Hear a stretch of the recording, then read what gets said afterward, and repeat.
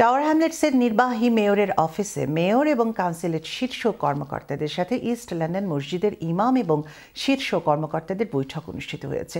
এতে পরিবেশ রক্ষা, রিসাইক্লিং, কমিউনিটি সেফটি এবং সামাজিক নানা ইস্যুতে মসজিদ তথা ফেইথ কমিউনিটির অনন্য ভূমিকার প্রশংসা করা হয় এবং ভবিষ্যতে আরও বেশি কার্যকর ভূমিকা আশা করা হয়।